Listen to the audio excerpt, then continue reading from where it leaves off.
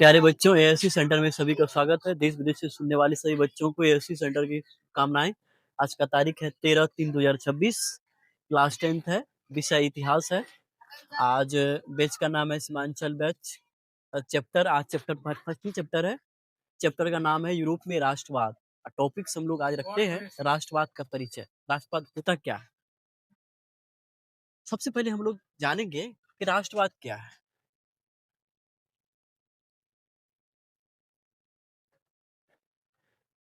प्यारे बच्चों, तुम लोग जिस देश में रहते हो उस देश के प्रति सच्चे प्रेम, सच्चे सद्भावना, उस देश के प्रति मरने मिटने का एक प्रकार से जो हम लोग करते हैं, देश के नाम जो उजागर करते हैं विश्व के स्तर पे या अपने देश के स्तर पे, उसको सर्वोच्च स्थान तक ले जाते हैं। ठीक है। और अपने राष्ट्र के प्रति जो हम लोग सच्चे प्रेम करते हैं। ठीक है। अभी हम लोग को जो कहीं भी कोई कार्यक्रम होते हैं जहाँ राष्ट्रपति, प्रधानमंत्री या विश्व के कोई भी लीडर हमारे देश में आते हैं, तो सबसे पहले हम लोग किससे संबोधन करते हैं? सबसे पहले राष्ट्रगान से उसका संबोधन करते हैं, उसका स्वागत करते हैं। सबसे पहले मेरा नेशनल सॉन्ग बजता है। ये क्या है? हमारा यही हमारा राष्ट्रवाद, जो अपने राष्ट्र के प्रति मरने मिटने का एक प्रकार से प्रेरणा जागृत करता हो। अपने राष्ट्र से प्रेम, सच्चा प्रेम, है कि नहीं? वो हमारा एक राष्ट्रवाद है कि नहीं? तो उस समय जिस समय हमारे देश में या विश्व के किसी भी देश में जहां पर अन्य देशों के द्वारा शासन चलाया जा रहा था, चाहे वो ब्रिटेन का शासन हो या पुर्तगाल का शासन हो या कोलंबस का शासन हो या अनेक प्रकार के जो शासक थे, जो किसी न किसी देश पर आक्रमण किए हुए, उसका अधिकार उसी का उसी के आदेशानुसार उस देश चलता था। तो वो भी उस समय का राष्ट्रवाद था। लेकिन वहां उस देश में जितने भी शिक्षित वर्ग थे, धीरे धीरे सभी शिक्षित होना शुरू हो गए। जो शिक्षित वर्ग में कौन कौन आएगा? पत्रकार आएगा, जो मीडिया है मीडिया आएगा, जो कवि है कि नहीं, कवि कवित्री, है कि नहीं, अनेक प्रकार के जो भी पढ़े लिखे व्यक्ति थे, उस पढ़े लिखे व्यक्ति को पता चला कि इस देश में किसी अन्य देशों का जो शासन चलाया जा रहा है, अन्य लोगों के द्वारा शासन चलाया जा रहा है, वो शासन राजतांत्रिक शासन था, राजा का शासन था, है कि नहीं। और उस देश के जो रहने वाले जनता थे, जो पब्लिक थे, उसके सारे अधिकार को वंचित करके रखा था, है कि नहीं। सारे अधिकार को छीन लिए जाते थे। जैसे कि तुम लोग जानते हो, इतिहास जब पढ़ा है तुम लोग, ये बात जानता होगा कि हमारे देश में जितने भी लोग रहा करते थे, तो उस समय कितनी कठिनाई होती थी।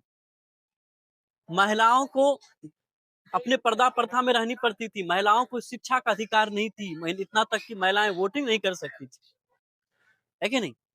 तो सारे अधिकार को अंग्रेजों ने वंचित कर रखा था, है कि नहीं। इतना तक कि भारतीय लोगों को भारतीय शिक्षा प्राप्त करने का भी अधिकार नहीं थी, है कि नहीं। यहाँ के बच्चे, अंग्रेज ये सोचते थे कि यदि भारतीय के बच्चे पढ़ लेंगे, शिक्षित हो जाएंगे, तो अधिक दिनों तक मेरा शासन नहीं चल पाएगा। इसको लेकर के उसको शिक्षा से वंचित कर रखा था। तो हमारे जितने भी पढ़े लिखे व्यक्ति थे, कवि, जो संगीतकार थे, जो बड़े बड़े लीडर के रूप में उभरे, नए नौजवान के रूप में उभरे, जो कहीं न कहीं वो शिक्षित थे, उसने इसका अनेक माध्यमों से गुणगान करवाया। जैसे कवि थे, कवि किसके माध्यम से गुणगान करवाएगा? लेखन के माध्यम से। जो पत्रकार थे, पत्र पत्रिकाओं के माध्यम से प्रचार प्रसार किया कि भारतीयों, तुम लोग को जो तुम्हारे देश में जो शासन चलाया जा रहा है, जो अंग्रेज के द्वारा शासन चलाया जा रहा है, वो सारे अधिकार के तुमसे वंचित कर रखा है। तुम्हारे देश होते हुए भी तुम्हारे द्वारा शासन नहीं चलाया जा रहा है। तुम्हारे ऊपर किसी अन्य देशों के राजाओं के द्वारा और वहां के शासक के द्वारा तुम्हारे देश में शासन करवाया जा रहा है, और तुम्हारा ही देश में तुम्हारे अधिकार से वंचित कर रखा है। तुम जागो, अपने राष्ट्रवाद की प्रेरणा को जगाओ, अपने देश की जो प्रति सद्भावना है उसको उजागर करो, तुम लड़ो और अपने देश को आजाद करो। तो कवि जो थे नाट्य के माध्यम से, है कि नहीं, कभी क्या करते हैं, एक प्रकार हास्य कोई भी होता है उसका नाटक के माध्यम से उसको एक नाटक के माध्यम से बताते थे कि इस प्रकार से भारतीयों को जागृत होना चाहिए। तो कभी तुम लोग प्यारे बच्चों तुम लोग गया है कभी, जब कभी कभी का जो प्रोग्राम होता हास्य कभी प्रोग्राम होता वहां तुम लोग कभी नहीं गया होगा। देखना वहां एक प्रकार से उपहास के रूप में भी जो हमारे देश में अनेक प्रकार के मतलब जो है कि अनेक पार्टी के सरकार है, राज्य में अलग है केंद्र में अलग है, उसके द्वारा जो किए जाते हैं जिस प्रकार से वो कार्य किए जाते हैं कार्य की गतिविधि जो जो होती है उसके परिवार उसी को उपहास के रूप में यहाँ के कवि एक प्रदर्शन करते। तो उसी प्रकार से उस समय भी होते थे, कवि अपने रंगमंच पे प्रदर्शित करते थे कि भारतीयों तुम जागो, अपने देश को आजाद करो, तुम अपने अधिकार को पाओ, ठीक ना, अपने राष्ट्रवाद की प्रेरणा को जगाओ, समझा ना। तब हमारे जितने उसके बाद जो संगीतकार थे संगीत के माध्यम से, जो गायक थे गायन के माध्यम से, जो पत्रकार थे पत्र पत्रिकाओं के माध्यम से, अनेक माध्यम से बहुत समय लगा। एक दिन का ये खेल नहीं है, ये इसको भारत को आजादी दिलाने में लगभग 200 से अधिक वर्षों का समय लगा। तो ये संभव नहीं था क्योंकि हमारे भारतीय पूरी तरह से मूर्ख थे, उसको अपने सच्चे राष्ट्रवाद क्या होते उसको पता ही नहीं है कि नहीं। तो उसको बहुत इसको जो परेशान करने में बहुत समय लग गया। अंग्रेज भी इसको दबाने की कोशिश किया, जो कवि थे जो पत्रकार थे बड़े बड़े जो वैज्ञानिक थे जो बड़े पढ़े लिखे व्यक्ति थे उसको डायरेक्ट उसको पकड़ के जेल में बंद कर दिया। नहीं तो ये प्रचार प्रसार कर पाएंगे और नहीं यहाँ के लोगों को अब सच्चे राष्ट्रवाद की प्रेरणा इसको इसके अंदर में जग पाएगा। यदि ऐसा होते रहेगा तो हम अधिक दिनों तक भारत में या अन्य देशों में शासन नहीं कर पाएंगे। समझा कि नहीं। तुम लोग देखा ही होगा इतिहास में कितनी कठिनाई झेलना पड़ा, इतना तक कि महात्मा गांधी को भी नहीं छोड़ा, महात्मा गांधी को बहुतों बार जेल जाना पड़ा कि नहीं। क्यों? इसलिए जाना पड़ा कि महात्मा गांधी को पूरे देश के लोग उसका पूजा करते थे, है कि नहीं, उसको भगवान के रूप में देखते थे। इसीलिए वो जो कहते थे महात्मा गांधी पूरे देश के सभी लोग उग्र हो जाते, ठीक है। तो इसको लेकर के कि बड़े बड़े लीडर जो थे उसको जेल में बंद कर दिया। क्यों? ताकि यहाँ के लोगों को अपने राष्ट्र के प्रति प्रेरणा को जागृत नहीं हो सके। यदि राष्ट्र के प्रति सच्चे राष्ट्रवाद की प्रेरणा जगेगा तो ये हमारा वो अपना अधिकार छीन लेगा और हमको इस देश छोड़ करके भागना पड़ेगा। अंततः हुआ उस दिन हमें देखने को मिला कि हमने अपने अधिकार को अंग्रेजों के हाथों से छीन लिए, यानी कि उसके जो चाबी से हमारे देश को ऑपरेट कर रहा था उस चाबी को ही हमने छीन लिया और खुद से भारतीयों ने अपने देश में क्या किया, शासन करने लगे। हमारा देश और हमारे भारतीय ही शासन करेंगे, यही हमारा सच्चा राष्ट्रवाद है। इसी प्रकार से राष्ट्रवाद की प्रेरणा यूरोप से जागृत। प्यारे बच्चों जब पूछेगा क्वेश्चन आता है कि राष्ट्रवाद की प्रेरणा का जागृत सबसे पहले कहाँ हुआ है तो लिखना है यूरोप। तो यूरोप में कहाँ? यूरोप में फ्रांसीसी क्रांति से जागृत। फ्रांसीसी क्रांति का कब हुआ था? 1789 से। यूरोप क्या है? एक महादेश है। क्या है? महादेश। उसमें बहुत सारे देश हैं, फ्रांस भी यूरोप महादेश में ही पड़ता है कि नहीं। इसी प्रकार से जैसे कि एशिया, हम लोग किस महादेश में रहते हैं? भारत के लोग किस महादेश में रहते हैं? एशिया महादेश में रहते हैं। एशिया में टोटल कितने देश है? 49 देश है, 49। इसी प्रकार से यूरोप में भी बहुत सारे देश, लगभग 45-46 देश होंगे उसमें, ठीक ना। तो जब कहेगा कि राष्ट्रवाद की प्रेरणा यूरोप से जागृत हुआ, इसका मतलब यूरोप में जितने भी देश थे सभी देश को यह आभास हो गया कि हमारा राष्ट्रवाद क्या है, और वहीं से स्टार्ट हुआ और वहीं फ्रांस से ही फ्रांस की क्रांति हुई और वहीं से फ्रांस का विजय हो, है कि नहीं। भारत को तो लंबा समय लग गया। यूरोप में राष्ट्रवाद जब जागृत हुआ था उस समय तो भारत में मुगल शासक था लगभग में, है कि नहीं। 1789 की बात है। उसमें उस समय हमारे देश के प्रति राष्ट्रवाद की प्रेरणा जागृत भी नहीं हुई थी, और जो कि वहां से बिगुल शुरू हो गया था। कहां से? फ्रांसीसी क्रांति से, है कि नहीं। क्वेश्चन बहुत बार पूछा गया है राष्ट्रवाद की प्रेरणा की जागृति कहाँ से हुई है? यूरोप से। बात को तो लंबा समय लग गया, 1947 में राष्ट्रवाद की प्रेरणा जगा। उससे पहले तो हमारे देश में अंग्रेज के शासन थे, राजाओं के अनेक अनेक प्रकार के राजाओं के शासन है कि नहीं? तुम लोग देखा है, पढ़ा ही होगा, कितने राजा आए, कितने वंश आए, सैयद वंश, मुगल वंश, है कि नहीं? सभी के द्वारा हमारे देश में शासन चलाया गया। तो प्यारे बच्चों, तुम लोग ये जानते हो कि हमारे देश में हमारे अधिकार, जो भी अधिकार है, मूलभूत अधिकार है, तो उस देश के नागरिक को मूलभूत अधिकार क्या होना चाहिए? मिलना चाहिए। मिलना चाहिए कि नहीं? है कि नहीं?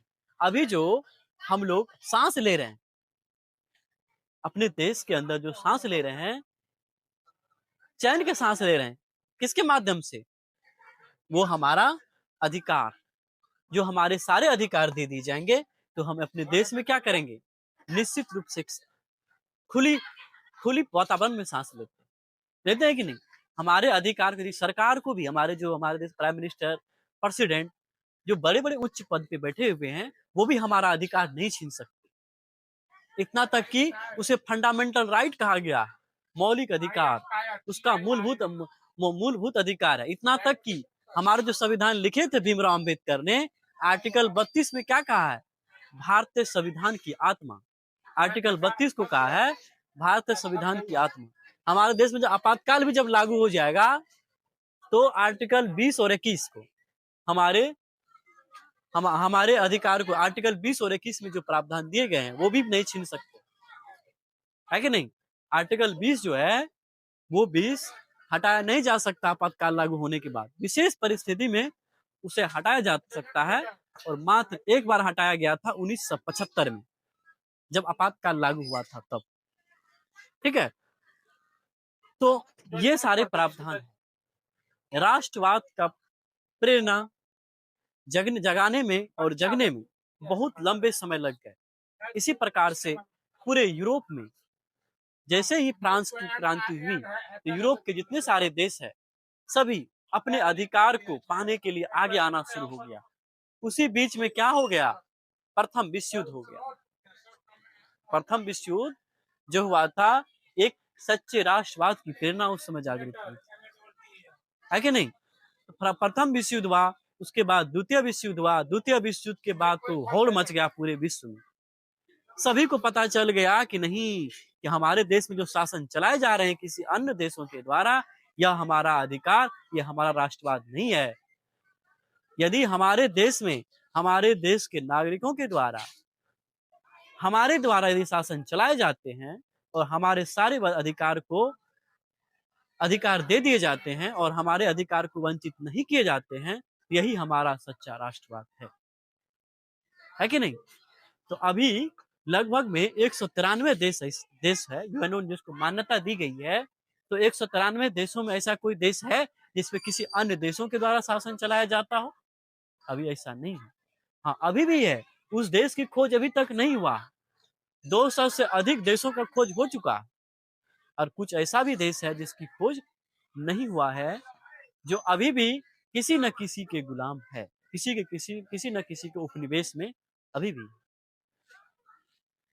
हम लोग यूरोप कंट्री में जब जाते हैं, ईरान, इराक, बगदाद, ये सब देश में जब जाते हैं, अभी भी महिलाओं के अधिकार को वंचित कर रखा है वहां के सरकारों के द्वारा, है कि नहीं? महिलाओं को वोट देने का अधिकार नहीं है। ईरान में तो बहुत बाद में आया।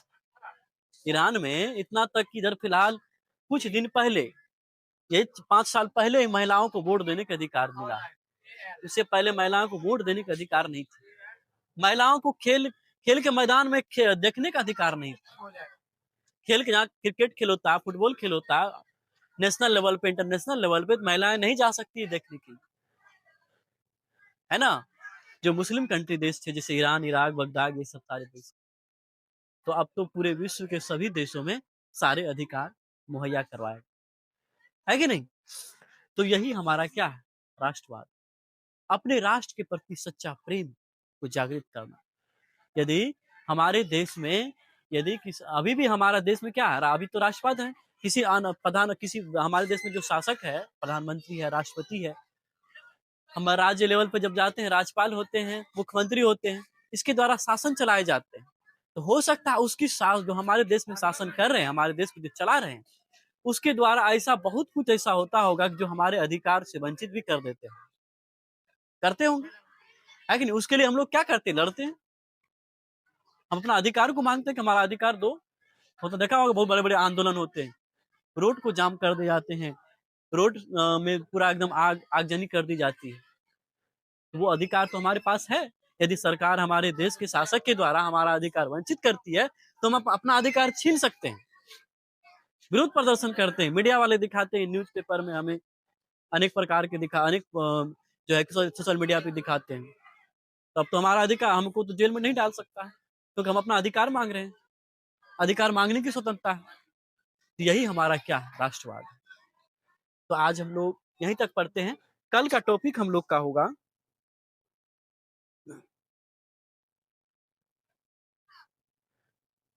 जुलाई 1830 की क्रांति, है कि नहीं? तो जुलाई 1830 की क्रांति हम लोग पढ़ेंगे, ठीक है? और आज यहीं तक है, उसको हम लोग कल आगे इसको बढ़ाएंगे।